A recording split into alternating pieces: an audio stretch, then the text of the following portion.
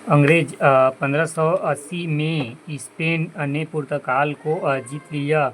1588 में स्पेन अल्मेड़ा जहाजी बेड़े को अंग्रेज़ों ने परास्त कर व्यापार में पुर्तगाली वर्चस्व को समाप्त कर दिया। 1599 में मर्चेंट एडवेंचर्स नामक व्यापारी संस्था की स्थापना हुई। इसके सदस्य व्यापारियों ने the governor and company of merchants of London trading to the East India नामक कंपनी की स्थापना की।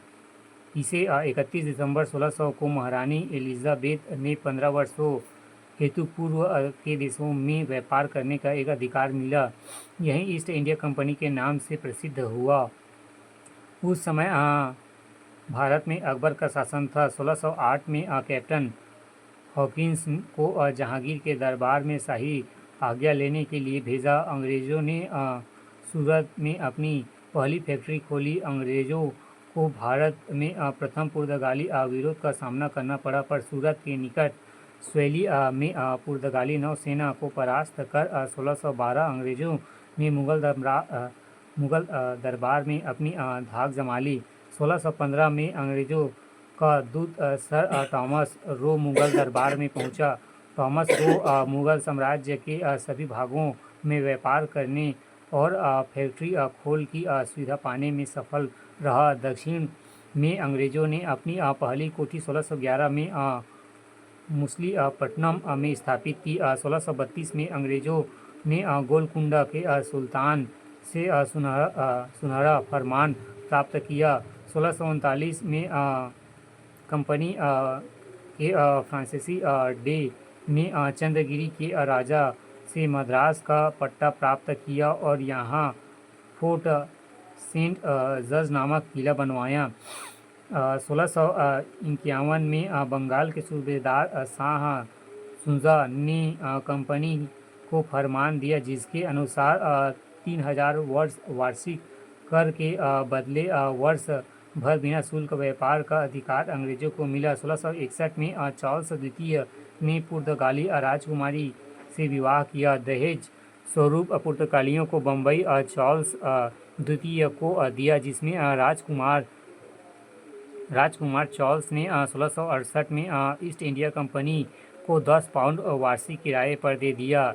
1686 में अंग्रेज़ों ने हुगली को नष्ट कर दिया, जिसमें मुगलों से स्पर्धा हुआ। मुगल सेना ने उन्हें पराजित किया। 1.5 लाख रुपए हर्जाना लेकर औरंगजेब ने उन्हें व्यापार करने का पुनः छूट दी। बंगाल में इस समय इसथा खा मुगल गवर्नर था।